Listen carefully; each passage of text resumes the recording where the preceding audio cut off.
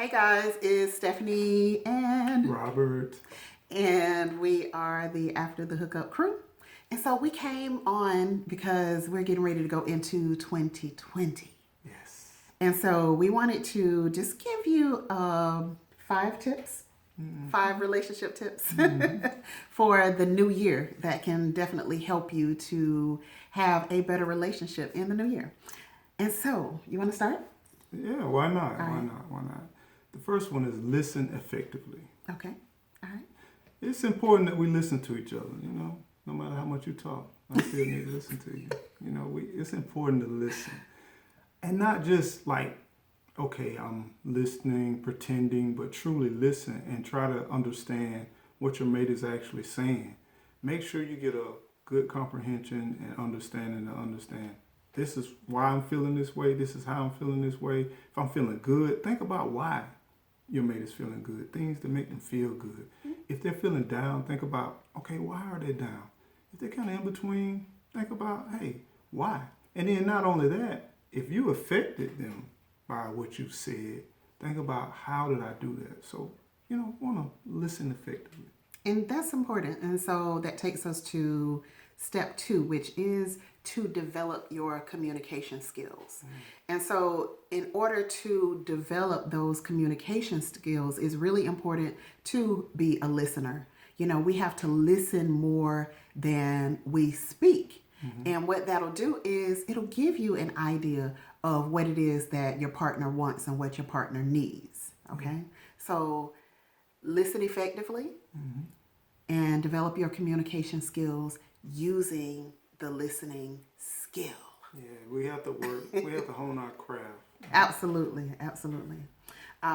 Number 3. I would say learn to trust more. Definitely got to learn to trust more. So learning to trust more means letting your guard down. It means relaxing. It means allowing maybe hurt or pain to come into your life. But it's your mate. Just think about it.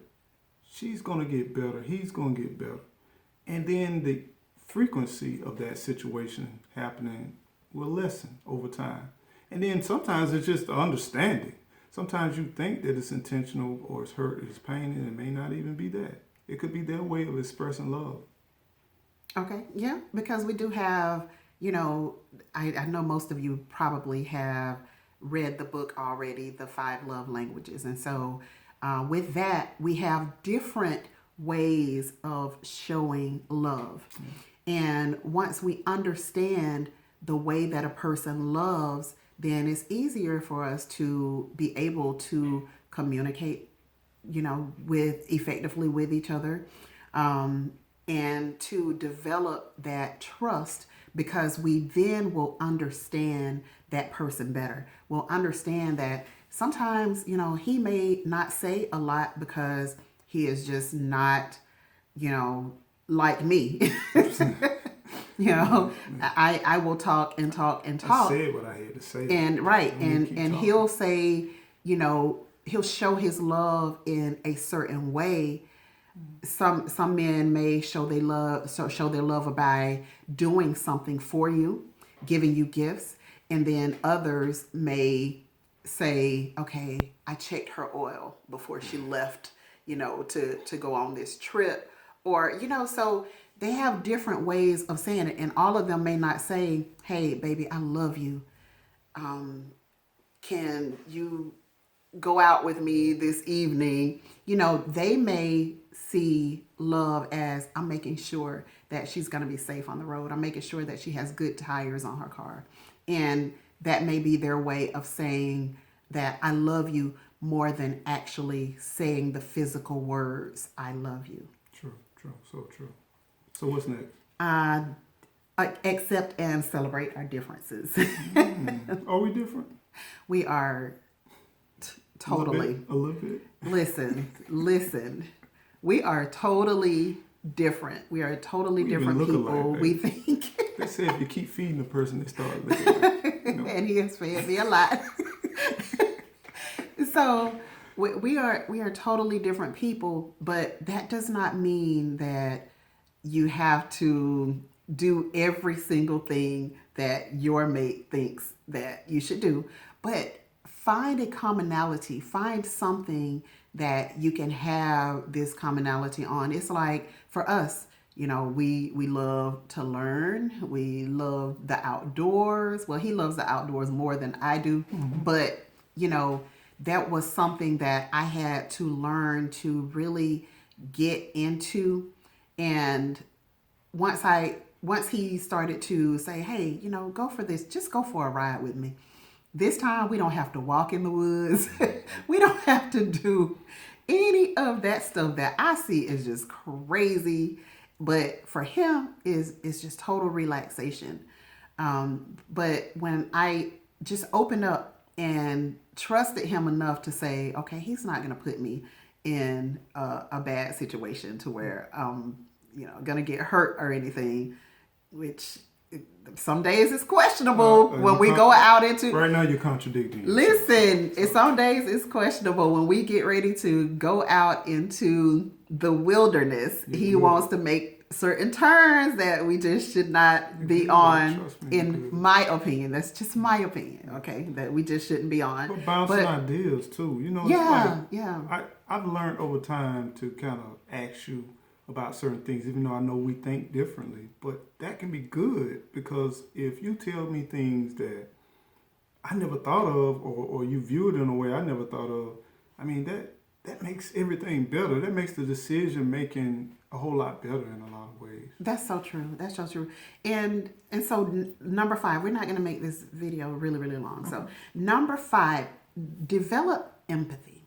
And what empathy is putting yourself in somebody else's shoes. That's basically all it is in layman's terms. Okay? I wouldn't have any ankles if I put my feet in your shoes, because I would break them. Anyway, them high heels. So put yourself in your mate's shoes and try to understand from your mate's perspective. I know that he thinks certain ways and is very different than what I think. And therefore, I try to give him the benefit of the doubt when he comes to me with something that I just think is just crazy.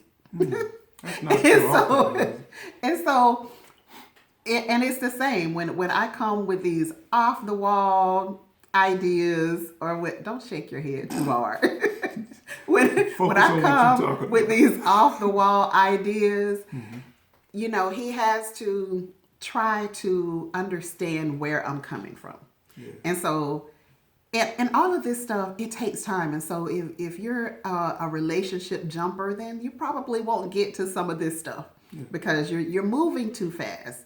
But, you know, if you have a great relationship with someone, then try to stay there and work through some of these things, because the reality is that you're going to have some of these same issues, these same conversations in whatever relationship that you go into, and you just have to learn how to deal with them. Learn who is worth the work. And so that would be my takeaway. It's kind of like a car. Yeah. You know, you can buy one car and say, I don't want to put no gas in it. Then you jump to another car. You still got to put gas in the car. You still got to put gas in it. You got to change the oil. Yeah. You still got to put tires on it. Yeah. But some people say, that's why I buy new. I don't have to do all of that. But you still have to do it, whether you pay for somebody to do it or you have to do it yourself. Yeah. So the longer you develop, the longer you grow, I'm telling you, it's a beautiful thing. It is. It's beautiful. It's really a beautiful thing. And so with that, we just wanted to wish you all a happy holiday season. Happy we are so excited to be going into a totally new decade. Nothing magic is going to happen unless you change your mindset and then make something happen, you know? So just do that though. Change your mind, the way you think about relationships and the way you see things, and things will definitely change for you as a couple. So unless you have anything else. I think you said it all. Okay. All right. I said it all, guys. Like always. So we will be doing more of this in the coming year. We'll definitely be videoing some of our podcasts as well. So we dropped the podcast early. So go ahead and go over to Spotify, Stitcher, or Apple Podcasts and check out After the Hookup. And until the next time, Happy New Year, guys. Happy New Year.